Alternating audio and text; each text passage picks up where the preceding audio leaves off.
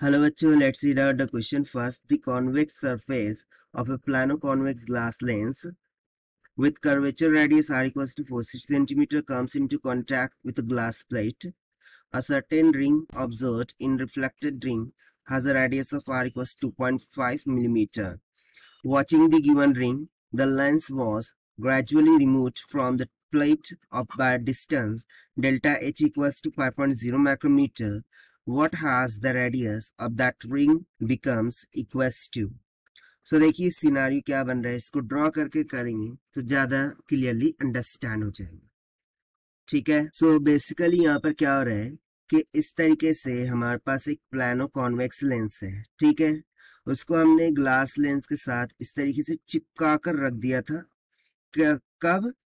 First case में या फिर आप इनिशियल केस में बोल सकते हैं। सो उस टाइम पर एक सर्टेन रिंग बन रही थी ड्यू टू रिफ्लेक्शन। ठीक है, और उस रिंग को हम क्या बोलते हैं? Basically Newton's ring. सो उस रिंग का रेडियस कितना आ रहा था? आर के बराबर आ रहा था। बट सेकंड केस में हमने क्या किया कि इन दोनों में थोड़ा सा मतलब बहुत ही माइन्यूट सा एयर गैप दे दिया, और ये जो एयर गैप दिया है इसकी वैल्यू दे रखा है डेल्टा एच के बराबर।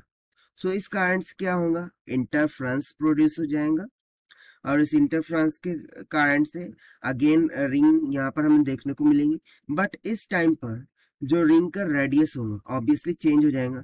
सो लेट्स से कि अकॉर्डिंग टू गिवन इनिशियली वो रेडियस आर था, सो इस केस के लिए आर डैश हो जाएगा। सो ये आर डैश की वैल्यू क्या होगी वही यहाँ पर हमें कैलकुलेट करने को बोल रहा है। तो चलिए स्टार्ट करते हैं हम सोल्यूशन से। But before of its let's talk about the key concept which we are going to use here for this question. So basically we know one of the relation, that is r square by capital R is equals to k times of lambda by 2। ये एक relation होता है इस case के लिए। So do remember this, बस इसी relation का हम यहाँ पर यूज करेंगे। सो बेसिकली फर्स्ट केस के लिए यदि मैं बोलूँ सो वो तो simply same to same formula हो जाएगा, are square by capital R into K times of lambda divided by 2 K equal.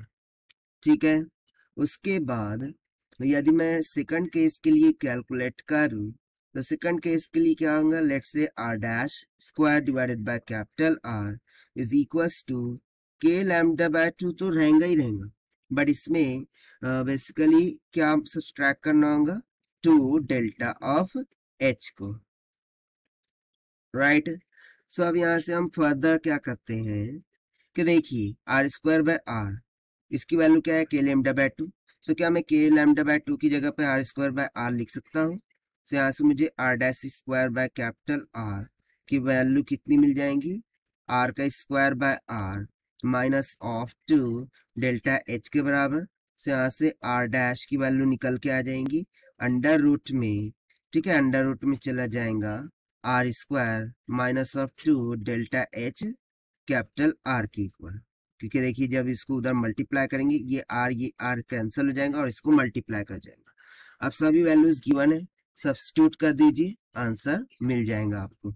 सो देखिए r dash is equals to under root में आर स्क्वायर इनिशियल क्या था? सो 2.5 मिली, सो 10⁻³ का whole square minus of 2 delta h कितना है? 5.0 into 10⁻⁶ micrometre है इसीलिए, multiply by और रेडियस ऑफ कर्वेचर कितना गिवन था? 40 सेंटीमीटर। सो अगेन 40 इंटू 10⁻⁻² करना होगा।